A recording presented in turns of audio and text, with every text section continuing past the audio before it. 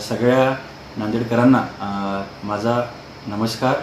आज आपल्याला माहीत असेल की आपला जे जिल्ह्यामध्ये आपण जे लॉकडाऊन लावलेलं होतं ते येत्या 4 तारखेपर्यंत आहे आणि आज आम्ही काही ऑर्डर काढलेले आहे। ते लॉकडाऊन आपल्या नांदेड जिल्ह्याचं मध्ये जे लॉकडाऊन त्याचं एक्सटेन्शन नसून ते महाराष्ट्र गव्हर्नमेंट आपल्या शासनाने जे आपल्याला गाईडलाईन्स दिलेले आहे नाईट कर्फ्यूच्या त्या अनुषंगाने तो ऑर्डर काढलेला आहे।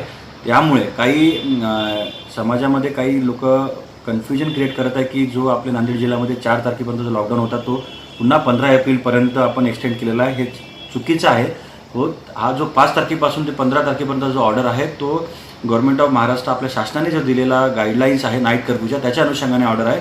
त्याच्यामध्ये सगळे आस्थापना वगैरे उघडे राहणार सब्जेक्ट टू काही कंडिशन आहे की रात्री 8 ते सकाळी 7 वाजतापर्यंत सगळं बंद राहणार, कारण त्याच्यामध्ये नाईट कर्फ्यू आपण इम्पोज केलेला आहे। त्यामुळे कसल्याही अफवांना बळी न पडता माझी सगळ्यांना विनंती आहे की जो माझा ऑर्डर आहे आज काढलेला तो सगळ्या आपण वेबसाईटवर टाकला आहे, सगळ्या व्हॉट्सअप ग्रुपवर आपण सर्क्युलेट केलेला आहे, आपण मीडियाला पण दिलेला आहे आणि न्यूजपेपरमध्ये पण उद्या सगळं येईल। त्यामुळे कसलीही याच्यामध्ये कन्फ्युजन न ठेवता फक्त प्रशासनाने जे आदेश दिलेले आहेत त्याचाच तुम्ही गांभीर्यपूर्ण विचार करून त्याची अंमलबजावणी करावी।